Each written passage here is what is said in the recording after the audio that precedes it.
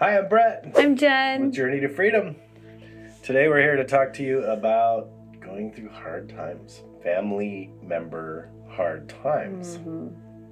So, Jen was feeling led to have this conversation, and so we're going to talk about that today. Here we go. Yes. Journey to Freedom. Oh.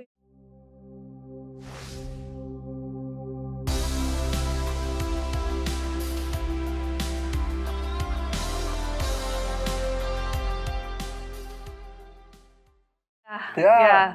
Okay. So this is for all of you out there who have had maybe a significant other. That today we're going to talk about our middle son, and he had gone through some really difficult times in his childhood, and it kind of came to a head. And in early 2020, early summer in 2020, I was in Missoula. I got a call on the pool deck that my son was found unconscious out on the lawn, and that he was in the neuro ICU and was not conscious. And he was in Northern California, and we were on the pool deck in Missoula, Montana. So we packed up immediately, my girls and I, Shelby, Sophie, and I.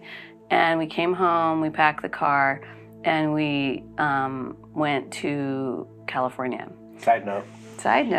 The pool deck. Not everyone knows what the pool deck is.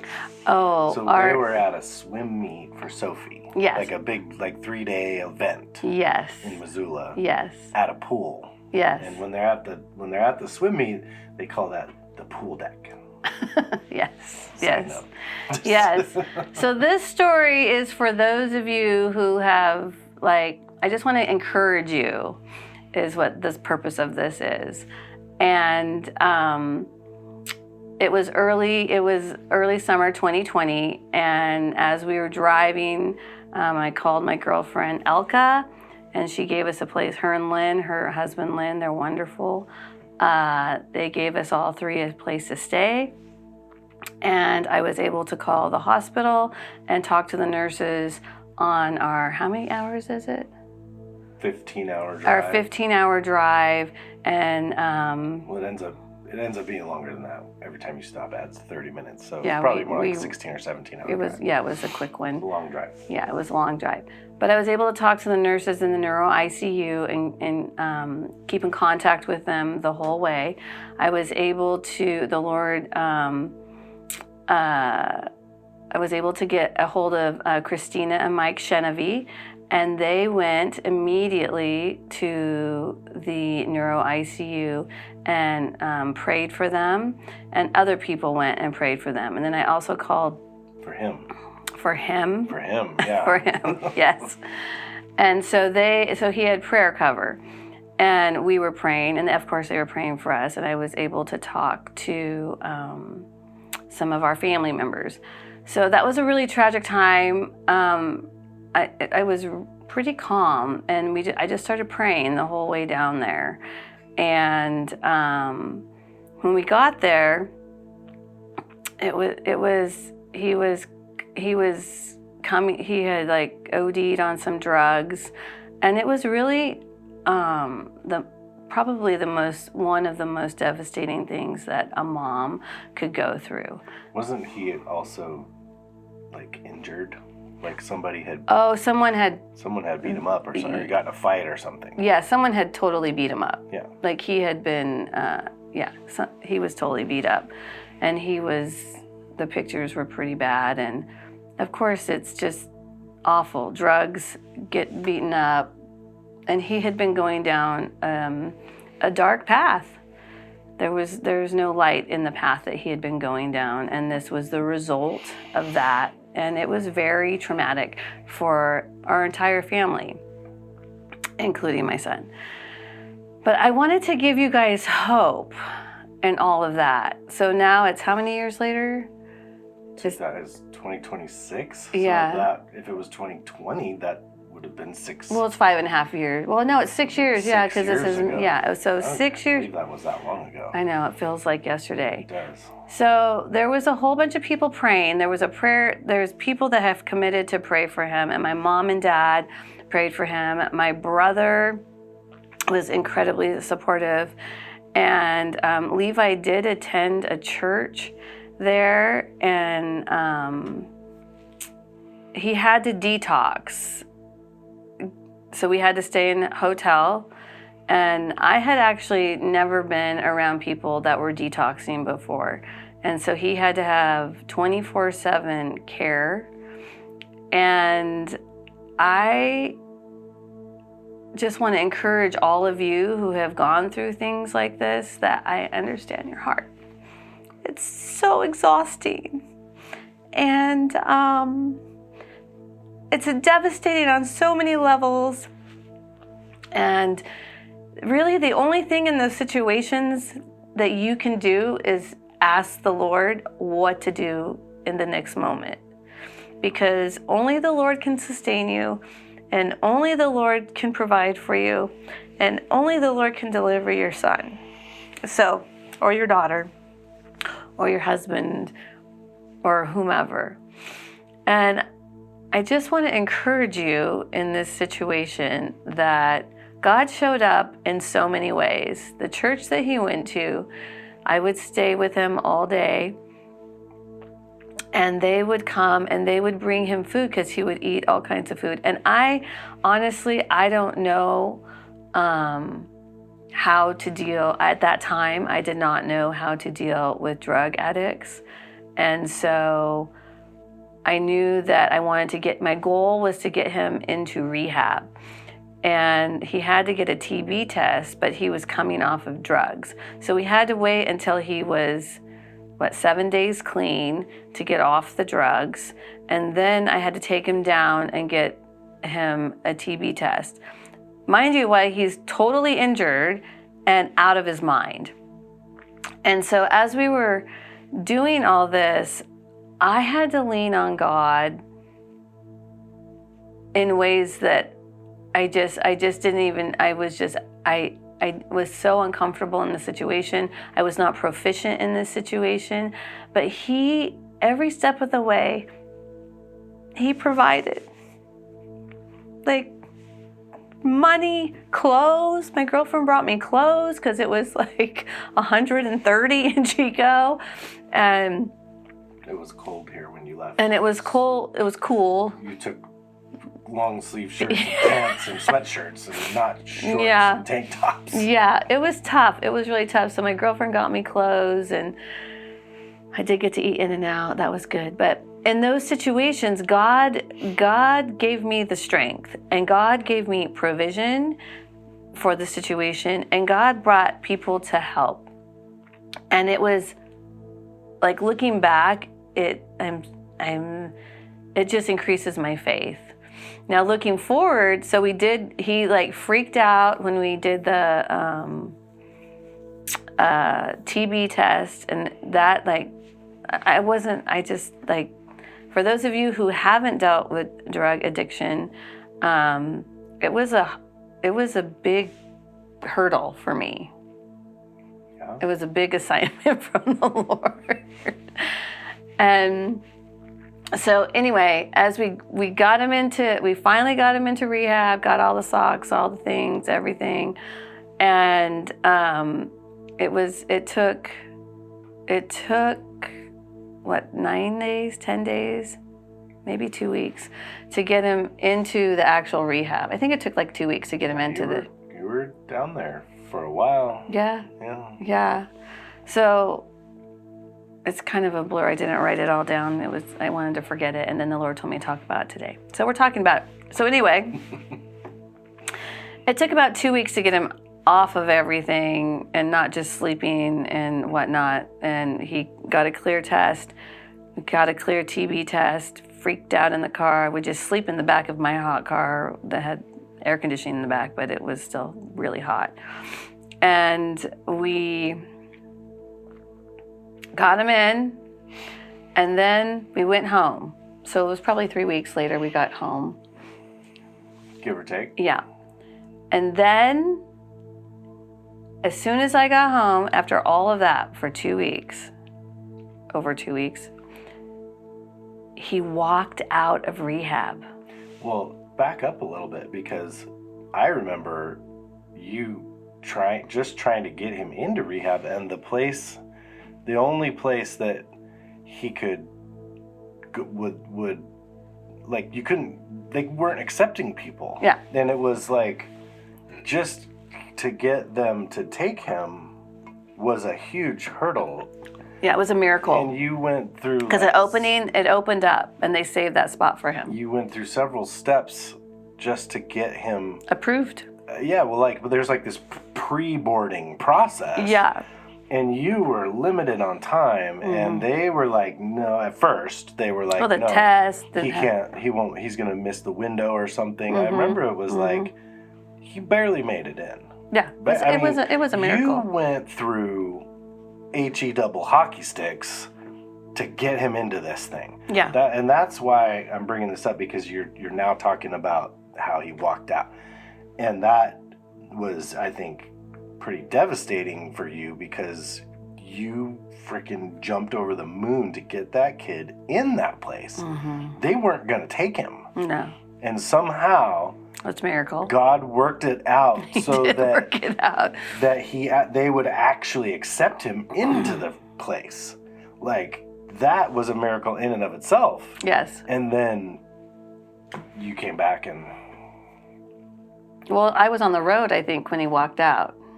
Were you on the road, or was it after you got... It was a long time ago. I don't remember, but... No, I think I was on the road. So it was before you even got home. Oh, gosh. So... That was a long time ago. Yeah, I didn't just put him in and leave. I stayed, for 2 days. I thought you were there, for a day or two. Yeah, I got in the pool and floated. Yeah, I think you needed some... recovery time. I needed some recovery time. 16-hour drive. Yeah. Home. And so it appeared he was going to do well. And so the girls and I got on the road and we came home. And then, was it when we were on the road that he walked out? I can't remember. It was soon thereafter, either right about when I got home. He literally just walked out, and he went to his grandparents' house, and they told him he couldn't stay there. And I had told him that he can't leave, right? Because then they told me that, he's going to say he doesn't want to leave. I mean, he wants to leave, but if he leaves, we'll tell him that he cannot come back. And because they did have a wait list. Yeah, that was part of the issue of getting him in. He was not on the wait list. He was not on the wait list, and they made it happen. And that was God move his hand on that. And so as a mom, you don't want to leave your son, but there's also nothing I could do at that point. Like, he was of age, and and you live 965 miles away. Yeah. From where he lives. Yeah. So it wasn't like, I can just jump in the car and I'll be right over. And his dad lives in Chico, right down the street, and I actually got to the hospital before he got to the hospital. That was so crazy too. So, but he had family. He had a grandmother and a grandfather there, and his dad was there, and his stepmom was there. And prior to all of this, people have always asked, why didn't he come to Montana? Well, part of the problem is I had underage children. Sophie was still in school. And he had threatened Shelby when he was on one of his spin-outs with a knife, and he would threaten them at that time in his life. So I couldn't have him living in our home, unfortunately. Well, he was also given a choice. When he turned 18, we gave him the choice. Well, you did. You talked to me about it, but ultimately you made the decision. You can go to school and get passing grades and live at home for free, but if you live at home, you have to live under our rules, because it's our house. Yeah. And if you can't handle that, then you have to go find a room to rent or an apartment to rent and get a job and pay for it yourself. Yeah. Which is because he had graduated. Right, he graduated high school. He was over 18 years old. Like, you had given him that choice. It wasn't like you just kicked him out because we were moving to Montana. No. But he had made his own decision when you presented him with that choice, and he was like, didn't want to live by our rules. Right. And he decided, I'm going to go and like find my own place. And I just want to encourage you, you all that have gone through things like this, because it disrupts the whole family. And as a mom, I wasn't planning on my wife leaving for 3 weeks in the beginning of the summer, like one of our first summers here in Montana. Yeah. So I mean, it's all of our kids. No, I understand. That way. I'm just saying it affected everyone, and I couldn't go because. But even before that, before we left Chico, there was a lot going on with him that was leading up to this. And one thing I do love about my kids is that they do call me when they're in trouble. Ever since they were little. They narc themselves off. They totally narc themselves off. They do. Which is good. You should talk about that for a moment. Yeah. Because some people, I don't want to, like, I'm trying to say anything bad about anybody's particular style of parenting, but Jen somehow managed to raise her kids like that they would just tell her anything. And oftentimes that meant, like, if they did something wrong, it would get on their conscience or whatever, and they would literally narc themselves off to you. They would tell Jen basically everything, which it was a lot of people, I don't know how to describe it, like, you're supposed to, as a father, say, like, you're supposed to have a healthy fear for your father as you're being raised or raising. Like, I had a healthy fear of my father, not that he didn't love me and not that I didn't love him and we didn't have a good time together, but when it came time to me being a dummy when I was a kid, like, oh boy, I knew I had it coming if I did something wrong. And so, like, if I had done something wrong, the last thing I wanted was for my parents to find out about it, let alone go straight to them and just be like, oh, I did this bad thing, Yeah. But your kids were the opposite of that. So, Well, and you intentionally did that. You intentionally raised them that way. Yeah, they always got disciplined. They did. I'm not saying they didn't get disciplined. I'm just saying. No, I know you did. I wasn't saying that. Yeah, no, they were, just mentioning that. They were not afraid to just tell you. Yeah. Yeah, I was always, like, growing up afraid to tell my parents if I had done something wrong. Me too. I always wanted to, like, be good and, and so, and my parents did a great job. But I used to also do youth group, and we dealt with troubled kids and church kids, and so we dealt with a lot of different situations, and pregnant teens, drugs, rape, just all the things that you deal with, and the kids would talk to me, and I just remember thinking, when I become a parent, I want my children to not be afraid to come and talk to me. Yeah, right, that's exactly what I was attempting to explain. Yeah, you did. I intentionally did that. Right. And so that meant, like, not reacting when they tell me something horrific. And that was like exponentially difficult with every single one of my children. And but I do have to say, oftentimes, I don't know if they've called me every single time, but there have been several times where there was extensive things with my children. The Lord would compel them to reach out to me and narc on themselves. And that I just chalk up to the Lord and not reacting with any kind of, just asking the Lord, how do I react in this situation? Excuse me. Because I want them to come to me first. I don't want them to go to, didn't care if they went to their friends, but I wanted them to trust me with the most horrible thing that they could have done, or that they could have done. And I don't know if they've trusted me with everything, but they've narked themselves out on the regular. And they do call me and they do talk to me.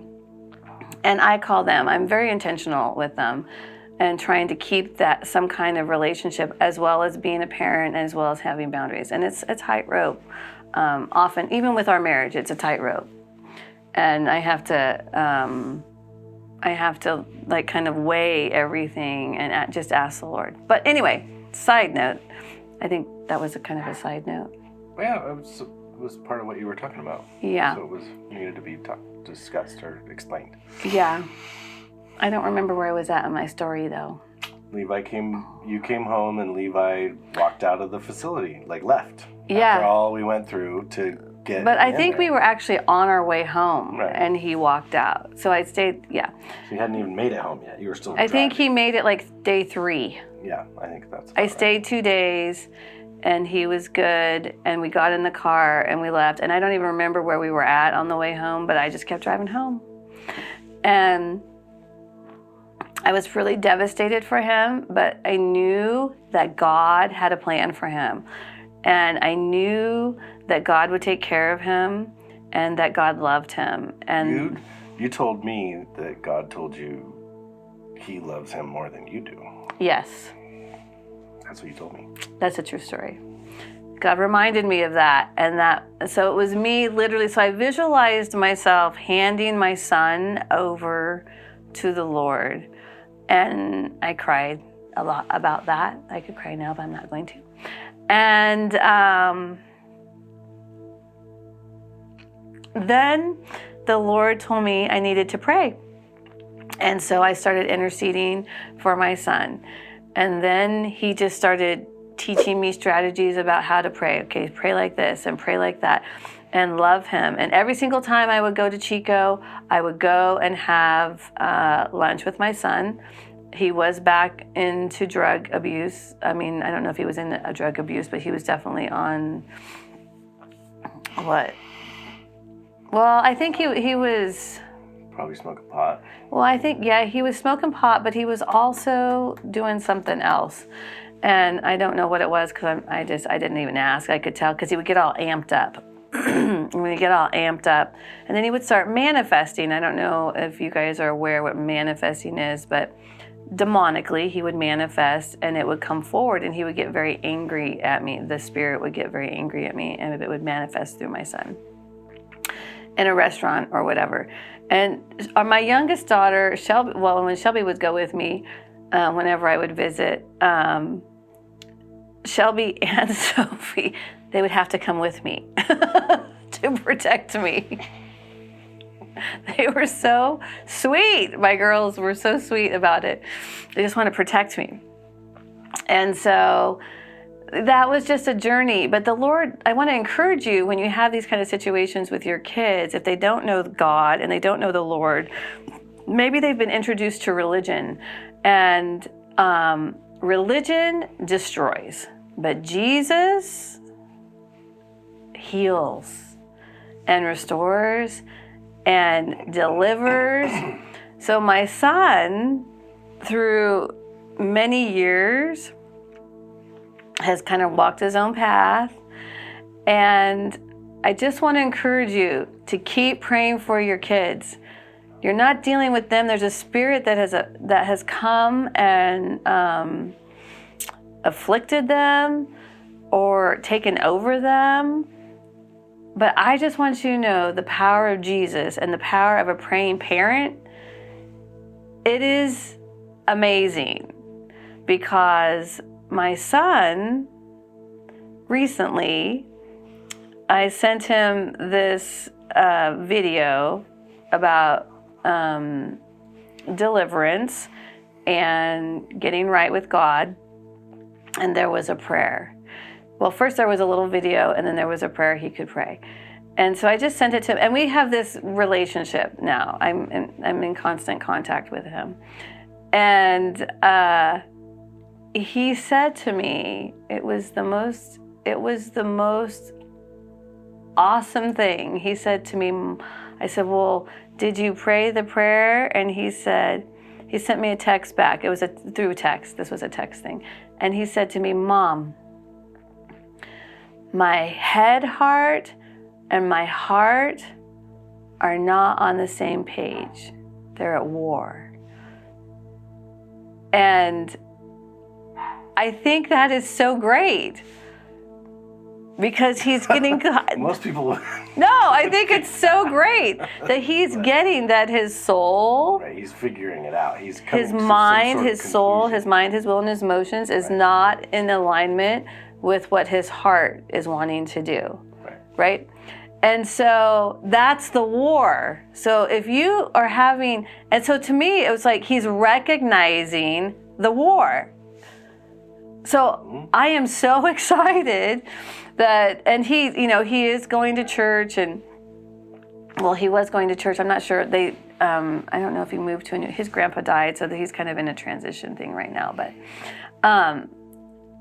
I just want to encourage you all, because this is birthed through 5.5 years of a mom on her face and grandparents praying for their grandson and me praying for our son. Well, we have 3 sons, but this particular son. And I just want to encourage you, because that text gave me so much hope that God is working, but it's like birthing in the spirit, this deliverance. But stand guard, be the watchman in your family, be the watchman for your children, be the watchman for your territory, but especially for your children and your family, because there's so much power in the name of Jesus. Like, what we deal with in this flesh happens in the spirit first. Whatever happens is the fruit, like when you grow a garden, there's a seed. Whatever the seed is, you get good fruit or you get bitter fruit. Well, this is something in our bloodlines and choices that my son made, right, as well. And then I and our family, Brett prays with me sometimes about all this stuff. Yeah. And when we pray for our kids, it matters. So it matters, and it moves things, and it doesn't move. Sometimes it moves really fast, and other times it's moved slow. Like, this has been a journey. Like, but actually those last 5.5 years have gone by so fast. It's a half a decade. But I was with so much joy that the tilling of the ground and just going at it and cleaning up our bloodlines and just sending my lifting up my son to the Lord in prayer, strategically ask the Holy Spirit, and the Holy Spirit will tell you how to pray, what to pray. He's like, he knows how to speak to you. He knows how to speak to Brett. He knows how to speak to me. We're all different. Sometimes it's through a word. Sometimes it's just a download. Sometimes it's just a dream. Sometimes it's another person or an animal. It's just amazing. It's on our list. It's on our list Of ideas for the next video. Oh, it is. Yeah. Well, anyway. Well, how God speaks to us differently. That's actually one of the things I wrote down today. Yeah. So anyway, I just want to encourage all you parents out there that yes, tears. And did you know God bottles up all of our tears, moms and dads out there? He bottles up every single one of our tears. And every single tear, whether it's joy, anger, grief, glee, happiness, it has a different chemical. It has a different chemical makeup. Like, how awesome is that? Like, that's really awesome. So I just want to encourage you, when you're going through hard times, you're not alone. Everybody goes through hard times.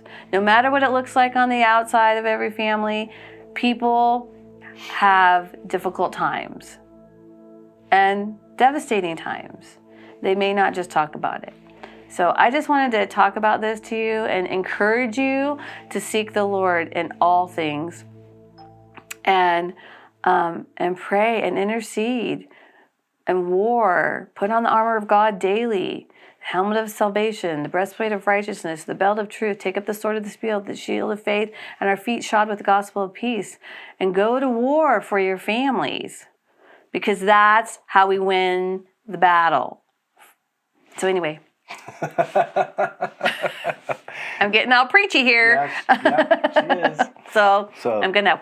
if you like this video, like and subscribe. I'm Brett And I'm Jen. with Journey to Freedom. Bless We'll you see all. you guys next time. Bye. Bye.